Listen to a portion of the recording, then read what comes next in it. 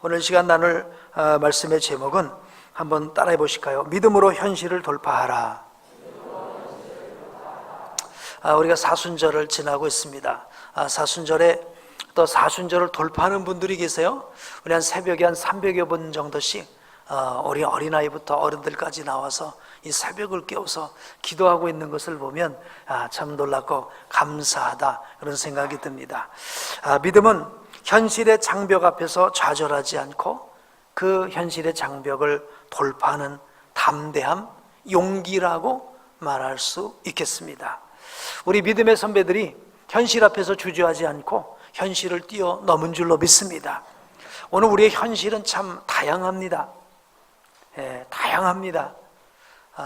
여러 가지 청년들이 힘들고 어려운 현실들도 있겠고요. 직장을 구해야 할 현실, 결혼해야 할 현실, 그렇죠?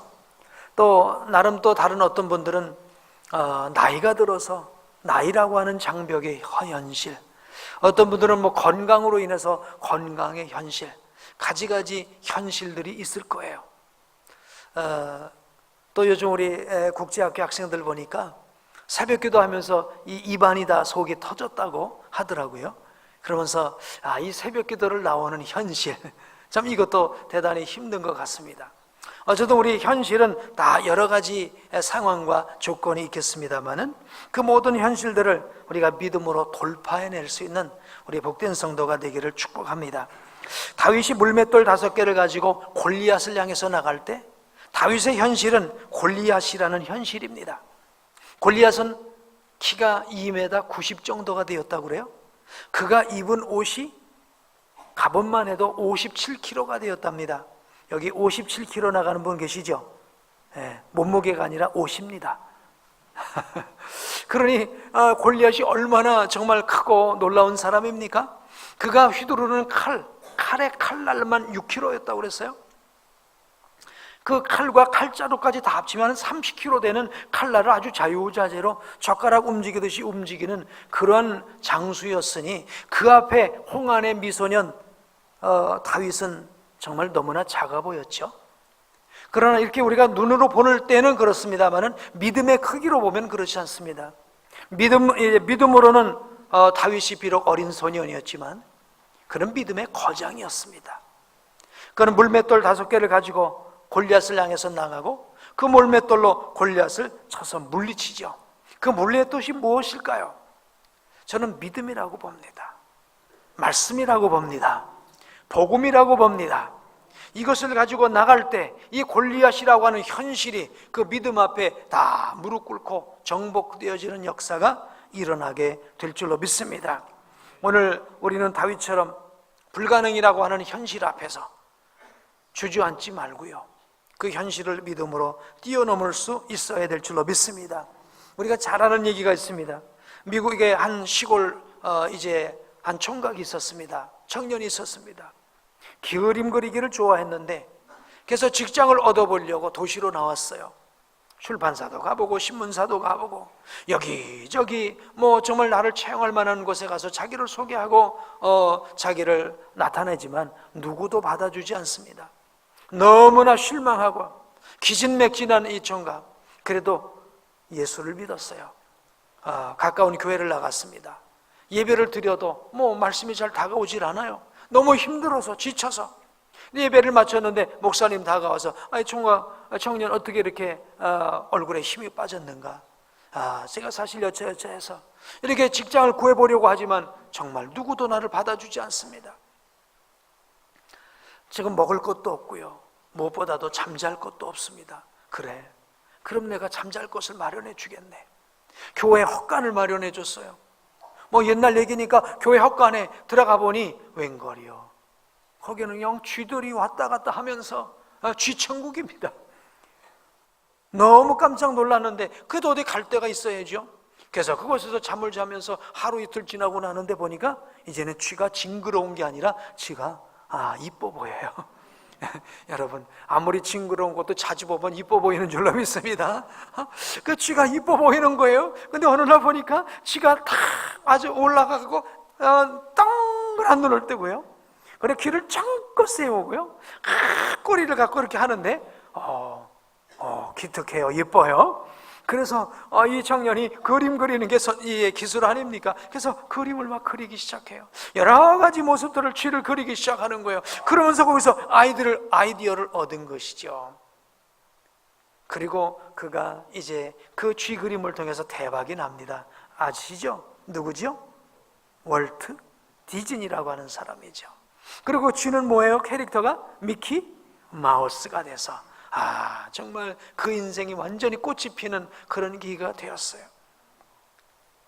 많은 사람이 자기를 거절할 때, 많은 사람이 그가 이력서를 내밀었지만 누구도 받아주지 않을 때, 그는 좌절할 수밖에 없었으나 주를 믿는 믿음 안에서 다시 도전했고요, 마침내 승리하고 세계적인 인물이 된 줄로 믿습니다. 여러분, 이런 현실도 우리 돌파하게 되길 축복합니다. 여러분의 가난도 돌파하시기 바랍니다. 여러분의 연약함도 돌파하시길 바랍니다. 여러분의 모든 문제를 돌파하시기를 주의 이름으로 축복합니다. 그런데 이렇게 현실에서 믿음으로 이 정말 중과부족 같은 문제를 믿음으로 돌파한 그런 믿음의 모델이 계십니다. 다름 아닌 우리 주 예수 그리스도이신 줄로 믿습니다. 예수님은 십자가를 앞에 두시고, 그리고 그 십자가의 문제뿐만 아니라 수많은 예수님의 생애 속에서의 모든 당한 문제는 다 그 앞에는 정말 커다란 문제였어요. 이런 문제들을 예수님은 믿음으로 다 돌파를 해내셨어요. 자, 오늘 본문 말씀을 보면 어떤 말씀입니까? 예수님께서 예루살렘 성전에 들어가십니다. 성전에 들어가 보시니 그곳이 기도하는 집이어야 되는데 지금 성전에서 매매하는 곳으로 그 성전이 이렇게 바꿔져 버렸어요. 그래서 성전에 들어가셔서 매매하는 자들을 내쫓으시고 돈 바꾸는 자들의 상을, 그리고 비둘기 파는 자의 의자를 들러 엎으시는, 좀 우리가 볼 땐 과격한 행동을 하시는 거예요. 왜 이런 행동을 하셔야만 했느냐? 예수님께서 보실 때 이것은 반드시 뛰어넘어야 할, 고쳐야만 할 현실이라고 느끼셨기 때문에 그런 것입니다. 예수님께서는 지금 이런 행동을 하시게 되면 여기 그때 당시에 기득권층에 있는 사람들, 대제사장이나 바리새인들이나 사두개인들이나 서기관들이나 이런 사람들을 통해서 어마어마한 비난을 받고 공격을 받을 수 있는 이런 상황을 아셨어요. 그게 바로 예수님의 현실이었어요. 많은 사람들이 이 부분에 대해서 마음으로부터는 이게 잘못됐다고 얘기를 생각을 하고 있었지만은 이 어마어마한 기득권층이라고 하는 그 벽 때문에 누구도 말할 수가 없었던 것입니다. 그런데 예수님은 그 자리에서 이 매매하는 자를 내쫓으시고 돈 바꾸는 자들과 그리고 이제 비둘기 파는 자들의 상을 막 뒤엎으시는 이런 행동을 하시는 거예요. 이게 바로 어떤 마음 때문에 이제 행동을 할 수 있었을까? 그가 많은 사람들에게 비난받을 용기가 있었기 때문에, 미움받을 용기가 있으셨기 때문에, 어떤 핍박이라도 내가 감당하겠다고 하는 그런 용기가 있으셨기 때문에, 할렐루야, 그 믿음의 현실을 돌파할 수 있었는 줄로 믿습니다. 여러분 아시다시피 예수님 당시에 가장 부패한 것은 여러 권력층이 있었겠습니다마는 성전 안에서 매매하는 것입니다. 혹자는 또 이것을 가리켜서 교회에서 무슨 선교하기 위해서 미역을 판다 이런 걸 갖고 비난하는데 그 의미는 아닙니다. 이때 당시에는 어떤 일들이 있었습니까? 이스라엘 백성들이 절기 때가 되면, 또 아니면 때때마다 성전에 와서 제물을 드리려고 한다면 참 많은 문제가 생겨요. 특별히 먼 곳에 있는 사람이 예루살렘에 와서 제사를 지내게 될 때에 양을 끌고 온다든지 아니면은 이제 비둘기를 이렇게 가지고 온다든지 이런 걸 해야 될 것 아닙니까? 근데 예를 들어 우리 신현동에 이제 성전이 있는데 우리 여기에 서구에 사는 사람이라면 얼마든지 끌고 올 수 있겠죠. 근데 만약 사는 곳이 저 경기도라든지 아니면 충청도라든지 아니면 저 이제 부산 아니면 호남 쪽에 있는 분이 제사를 드리러 여기까지 올라와야 된다고 한다면 어떻게 그 양을 끌고 올라올 수 있겠습니까? 그러니까 제도를 만든 것이 그 예루살렘 성전 안에 이렇게 짐승 파는 그런 우리들을 만들어 놓고 거기에서 양도 사고 또 이제 비둘기도 사고 돈도 바꾸고 이런 일을 한 거예요. 그런데 이런 일들을 이 제사장들과 이런 권력 집단에 의해서 특정한 어떤 사람들에게 그것을 주면서 그 안에 부정한 뇌물이 오고 가고, 또 그러다 보니 그들은 하나님 앞에 드려야 할 거룩한 이런 제물을 폭리를 취하면서 매매를 하게 되니, 지금 이 성전 안에서 매매하는 이것은요, 아주 온통 죄악의 시스템입니다. 부정과 부패가 온통 어우러지는 그런 추악한 이런 시스템이 지금 돌아가고 있는 걸 우리 주님께서 보셨기 때문에 오늘 이것을 뒤엎으신 것입니다. 그런데 또 이것을 뒤엎음으로 인해서 예수님께서 당하실 그 비난, 예수님이 당하실 그런 핍박, 예수님이 당하실 그 어려움, 이걸 예수님이 모르신 게 아니셨어요. 그것을 아시면서도 그 앞에 현실을 돌파해 낸 것인 줄로 믿습니다. 아멘. 바로 오늘 예수님에게는 내가 핍박받을 용기가 있는 거예요. 미움받을 용기가 있는 것입니다. 비난받을 용기가 있으셨기 때문에 현실을 돌파할 수 있었는 줄로 믿습니다. 오늘 사순절을 통해서 예수님이 가지셨던 이런 믿음, 오늘 우리가 가질 수 있게 되길 주의 이름으로 축복합니다. 우리 사업이 어려울 때 그 어려움을 다시 극복하고 돌파하는 그런 믿음도 필요해야 되지만, 오늘 예수님께서 정말 본인이 가지셨던 그 하나님 앞에서의 의로운 믿음을 이 땅에서 지켜내고 그것으로 이 세상을 통과해 나가는 그런 믿음, 오늘 우리가 소유해야 된다는 것이죠. 우리는요, 이 세상을 살아가면서 이 세상적인 분위기 때문에 하나님의 말씀을 붙잡고 그 믿음으로 말씀을 따라 살아갈 때에 당하는 이런저런 여러 가지 핍박과 또 조롱과 아니면 미움과 비난과 이런 것들 때문에 내가 믿음으로 나가는 그것들을 멈칫거리고 날 돌파하지 못하고 현실과 타협하면서 적당한 신앙생활을 하는 그런 경우들이 있습니다. 너무 주님께 가까이 가지 말자고 그럽니다. 주님께 너무 멀리 떨어져 있지도 말자고 그럽니다. 적당히 거리를 두고 예수 믿어야 된다고 이렇게들 얘기하고 있습니다. 이건 잘못된 거예요. 하나님의 말씀이라면, 내가 이 말씀에 순종하는 것이 하나님이 기뻐하시는 것이라고 한다면, 아멘, 어떤 핍박이 와도, 어떤 비난이 와도, 어떤 미움이 와도, 어떤 손해가 와도, 아멘, 그 일을 그대로 순종하고 나갈 수 있는 우리 복된 성도들이 되어야 되겠습니다. 쉬운 예로 어떤 분은 이렇게 주의를 절대로 내가 빠뜨리지 않고 지키겠다고 하는 그런 분들이 있습니다. 최근에 저는 어떤 분의 유튜브를 들었는데요, 이제 전에 국무총리 하셨던 우리 황교안 씨, 그분은 이제 전도사더라고요. 보니까 전도사님이더라고요. 이렇게 간증을 들어보니까 그렇게 바쁜 와중에서도 한 번도 주의를 범한 적이 없다는 거예요. 특별하게 뭐 이렇게 공무를 위해서 비행기를 타고 외국을 간다면 그곳에서도 예배를 드리고요. 그리고 이곳에 있으면 어느 곳에서든지 하나님 앞에 나와서 주의를 성수하고 예배를 드렸다는 거예요. 그런데 이렇게 주의를 성수하고 예배를 드릴 때에 우리가 당하는 여러 가지 많은 저항들이 있을 수 있어요. 한번 생각해 보세요. 가까운 우리 가족이, 친척이 주일날 어떤 행사를 합니다. 이런 식도하고 저런 이런 모임도 갖습니다.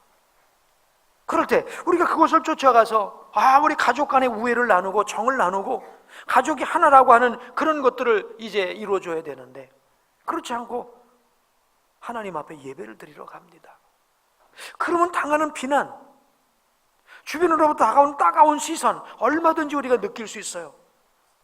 아니, 저 사람은 가족도 모르나 친척도 모르나 자기 혼자 살아가는가? 아니, 그리고 주일이면 예배는 1년 52주 늘 있는 건데 꼭 그렇게 융통성 없이 융통성 없이 고집스럽게 꼭 그렇게 뭐 교회만 나가야 되는가?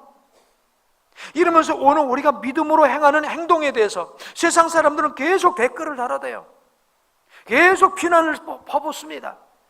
막 정죄를 합니다. 그러면 그런 것들이 부담스러워서 내가 하는 믿음의 행위를 적당히 타협을 하고요, 믿음으로 행동하지 못하는 거예요. 이게 우리가 믿음으로 현실을 돌파하지 않는 하나의 그 믿음의 모습인 경우가 많아요. 친구들의 부탁 때문에, 우리 동료들이 함께 쭉 가는데 나 혼자 떨어지는 것 같아서, 그래서 믿음의 편에 서지 못하고 동료들과 함께 길을 가는데 그 길이 하나님 앞에 올바르지 못한 길을 가게 된단 말이죠. 여러분, 미움받을 용기 있기를 축복합니다. 어떤 비난이라도 내가 받을 수 있다고 하는 그런 용기를 갖게 되기를 주의 이름으로 축복합니다. 한동안 미움받을 용기라고 하는 그런 책이 베스트셀러였죠. 저도 보고 우리 아이들한테 주어서 읽게 했는데요, 그 미움받을 용기, 아들러의 심리학을 일본 사람이 이렇게 대화체로다가 아주 쉽게 이해할 수 있도록 심리학 책을 그렇게 적어놓은 책입니다. 여러분 한번 보시면 참 좋을 것 같아요. 뭐 내용 중에 여러 가지 내용들이 있습니다. 미움받을 용기가 바로 그거예요. 내가 누구에게 평가받는 것에 대해서 너무 이렇게 연연하지 말라는 것입니다. 누가 나를 평가하는 것에 대해서 너무 연연하지 말라. 저 그런 글이 생각이 납니다. 사람이 누군가를 조종하고 싶으면요, 그 사람을 자꾸만 칭찬한다는 거예요. 그러니까 누가 나를 칭찬하는 사람이 좋은 사람이에요, 나쁜 사람이에요? 이런 입장에서 보면 별로 안 좋은 거예요. 그러니까 너무 누가 나 칭찬하는 거에 너무 그거에 신경 쓰지 마세요.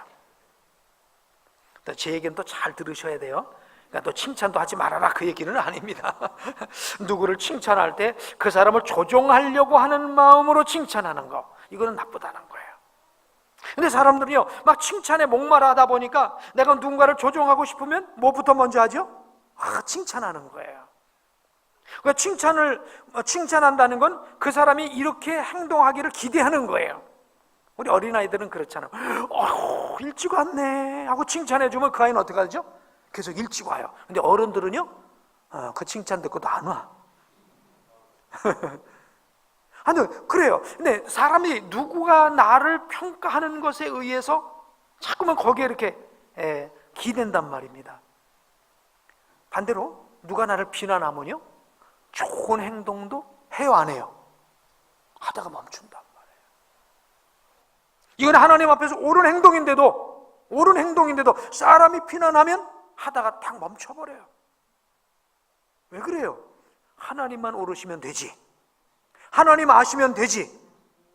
아멘. 바로 예수님께서 오늘 성전에 들어가셔서 이렇게 하신 이게 바로 그것입니다. 내가 하나님 앞에서 바르면 천만인이 나를 반대를 해도, 누가 나를 죽이려고 한다 할지라도, 아멘, 나는 이 일을 하겠습니다. 그것입니다. 물론 이런 건 있어요. 분명히 뭔가 잘못해서 지적하는 것에 대해서는 고집 부리면 안 되죠. 잘못을 책망할 때는 겸손하게 순종해야 되죠. 그러나 내가 하나님 말씀에 순종하는 것에 대해서 누가 나를 비난하는 것이라고 한다면 그것에 연연할 필요가 없는 것입니다. 올곧게 내 믿음을 지키고 나가야 될 줄로 믿습니다. 사람의 평가에 의해서 주의를 지키는 것을 못 지킨다든지요, 또 이런 경우도 있잖아요. 다 예수를 믿어서 제사를 안 지내고 추도 예배를 드리면 괜찮은데요, 어떤 이제 가족은 다 인가기도 되지 못하다 보니까 제사도 지냅니다. 그러면 예수 믿는 분은 제사상에 절하지 않는 것입니다. 우리 하나님께 기도해야죠. 그럼 다들 절하고 계시는데 나는 절을 안 하고 있습니다. 난 무릎 꿇고 기도하겠습니다. 그러면 그것 때문에 주변으로부터 따가운 시선이 쏟아지고요. 뭐 예수 꼭 그렇게 믿어야 되냐? 응? 너는 애미애비도 없냐? 하고서 온갖 비난들이 쏟아지게 될 때에 그래도 믿음을 지켜내는 거, 아멘? 누가 나를 비난하는 거, 누가 나를 조롱하는 거, 이런 거에 대해서 너무 이렇게 귀가 얇아져서는 안 되리라고 믿어요. 예수님께서 믿음으로 현실을 돌파하시는데, 다 그래, 나를 죽여도 좋아, 나를 천만인이 비난을 해도 좋아, 누가 나에게 핍박을 가해도 좋아, 나는 이 믿음 지킬 거야. 아멘. 이 믿음이 있어야 오늘 이 시대에 세속의 물결들을 우리가 이기고 승리하게 될 줄로 믿습니다. 또 예수님께서는요, 오해받을 용기 있는 믿음이 있으셨어요. 그래서 현실을 이겨낸 줄로 믿습니다. 우리 성도들이 믿음의 행진을 하면서 멈칫할 때는 바로 이런 겁니다. 누가 나를 오해하면 어떡하지? 그게 선한 행위인데, 믿음의 행위인데 누가 나를 오해하면 어떡하지? 그래서 멈칫해버리는 거예요. 예수님께서 가늠하다가 현장에서 잡힌 여인을 이제 사람들이 데리고 옵니다. 그럴 때 예수님이 이 현장에서 가늠하다 잡힌 여인을 내가 용서해주면 어떤 오해를 받을까? 이런 생각을 했다고 한다면 예수님 멈칫하셨을 거예요. 또 이런 사건도 있죠. 7 귀신 들렸던 여자, 이름이 있죠. 누구죠? 막달라 마리아죠. 그가 예수님께 나와서 고침받았어요. 그리고 이제 예수님을 따라다니면서 시중을 듭니다. 섬깁니다. 그러면 요즘 같으면은 소설을 쓸 것 같아요. 그렇죠? 예수님하고 막달라 마리아하고 뭐 이럴 것 같은 소설을 쓸 수 있는, 오해를 받을 수 있을 것 같으니까 아예 멀리 할 수도 있겠죠. 그런데 예수님의 중심은 이것이었어요. 한번 따라해 보실래요? 한 영혼이 천하보다 귀하다. 아멘. 그 중심이 있으셨기 때문에 누가 나를 오해하느냐, 그게 중요한 게 아니었어요. 예? 현장에서 가늠하다 잡힌 여인을 나도 너를 정죄하지 아니한다 하고 그를 용서해 주는 것으로 인해서 저 사람 율법도 없는가? 뭐 별 얘기를 듣는 그런 것에 대해서 전혀 신경 쓰지 않았다는 거예요. 또 무슨 연애하고 있냐? 이런 것 때문에 신경 쓰지 않은 거예요. 그 한 영혼 구원하는 거. 아멘.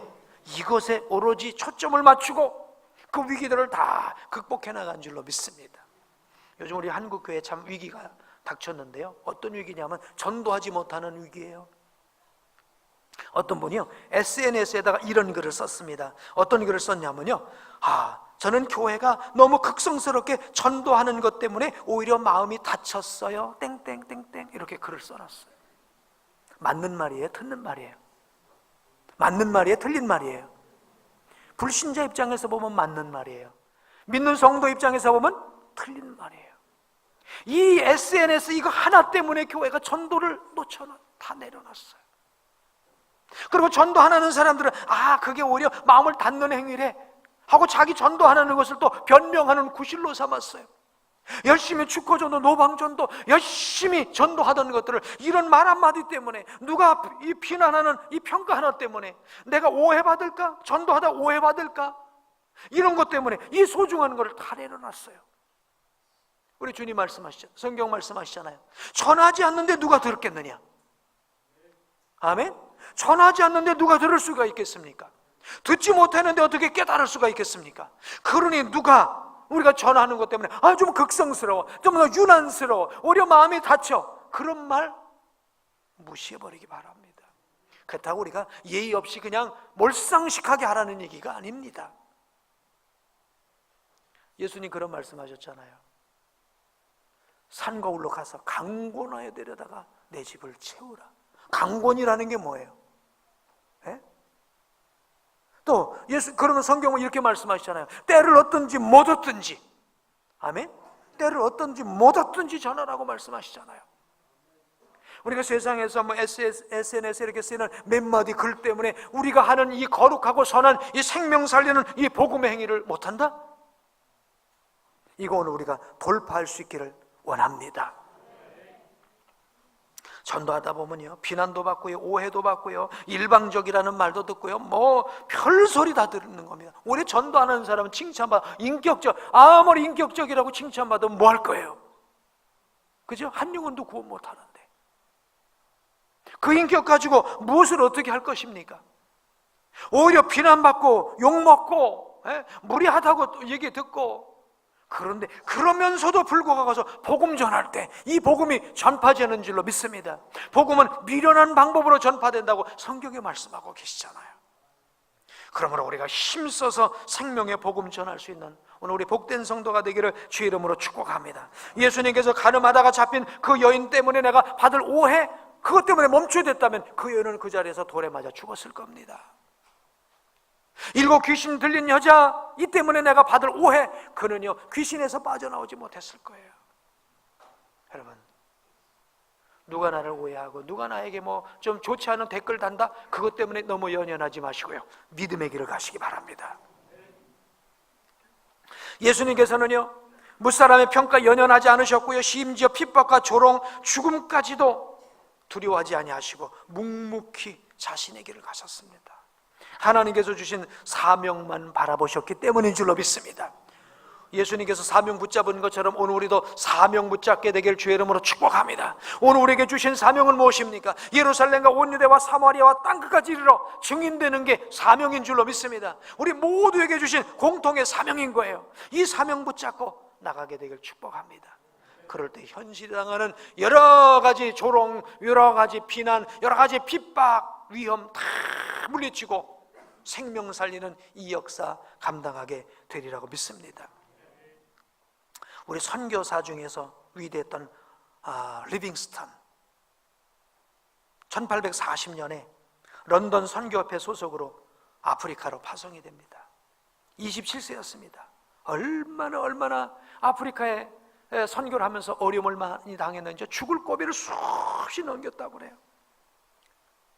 어떤 때는요 열병에 걸려서 사경을 헤매고 있는데 어떤 수색대를 만나서 구출되고요, 그러니까 죽을 고비를 수없이 당하는데 그때마다 하나님께서 지켜주시고 보호하셔서 그 고비를 넘겼더라는 거예요. 그래서 리빙스턴이 이런 얘기를 했습니다. 한번 따라해 보시겠어요? 사람은 자기 사명이 끝나기 전에는 결코 죽지 않는다. 사람은 자기 사명이 끝나기 전에는 결코 죽지 않는다. 내가 어떻게 이렇게 살았을까? 그 고비 때 내가 꼭 죽을 수밖에 없었는데 어떻게 내가 살아났을까? 내가 사명을 붙잡았더니 그 사명을 감당하기 전까지는 하나님이 생명을 지켜주셨구나. 아멘. 그 믿음을 가지고 아프리카 밀림 정글의 위기를 돌파한 줄로 믿습니다. 우리 사랑하는 성도님들이요, 사순절을 맞이해서 예수님께서 당하신 현실은 무엇을 먹을까 입을까 마실까 그 현실은 아니셨어요. 내가 어떻게 생명의 복음을 전할까, 어떻게 하나님의 교회를, 하나님의 이 거룩한 교회를 건강하게 세울까, 이것이었는 줄로 믿습니다. 현실의 그 권력들 앞에서 기죽지 않았고요, 사람들의 비난과 정죄, 비웃음 앞에 기죽지 않으셨고요, 당당하게 돌파하시고 구원을 이루시고, 아멘, 천국 생명의 길들을 열어주신 줄로 믿습니다. 오늘 우리도 예수님처럼 믿음으로 현실을 뛰어넘는 오늘 이 믿음 갖게 되기를 주의 이름으로 축복합니다.